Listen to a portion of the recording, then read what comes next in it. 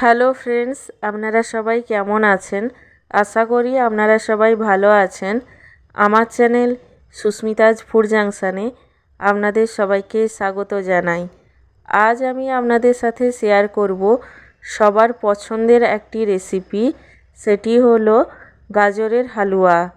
আমি কিভাবে গাজরের হালুয়া বানাই সেটি জানার জন্য পুরো ভিডিওটি স্কিপ না করে দেখার অনুরোধ রইল।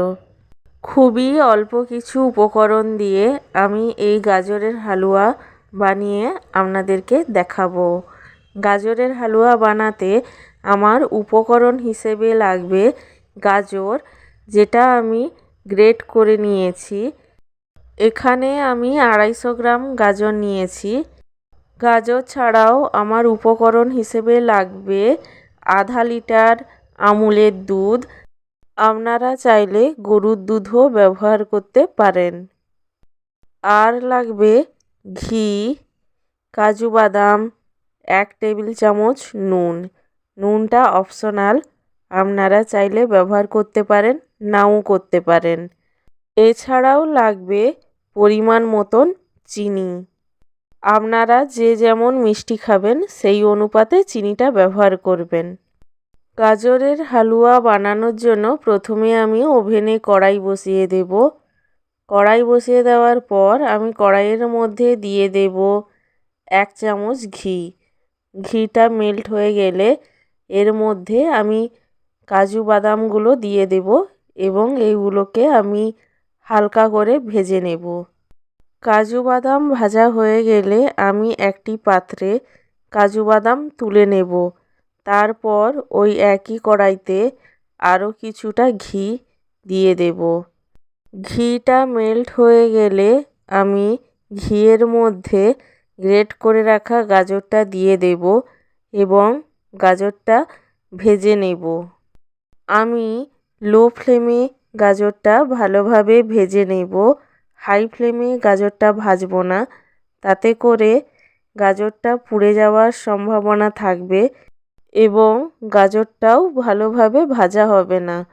গাজরটা ভালোভাবে ভাজা হয়ে গেলে আমি এর মধ্যে দিয়ে দেব দুধ। দুধ দেওয়ার পর আমি দুধটাকে ফুটতে দেব, যাতে হালুয়াটা শুকনো হয়ে আসে এবং গাজরটাও ভালোভাবে সেদ্ধ হয়ে যায়। আর এই সময় গ্যাসের ফ্লেমটা মিডিয়াম টু হাই থাকবে। দুধটা যখন ফুটে গাঢ় হয়ে আসবে এবং গাজরটাও ভালোভাবে সেদ্ধ হয়ে যাবে, তখন আমি এর মধ্যে দিয়ে দেব চিনি। চিনি দেওয়ার পর আমি হালুয়াটা ভালোভাবে নেড়েচেড়ে নেব, যাতে চিনিটা ভালোভাবে মিশে যায়। তারপর আমি এর মধ্যে দিয়ে দেব আগে থেকে ভেজে রাখা কাজু বাদাম।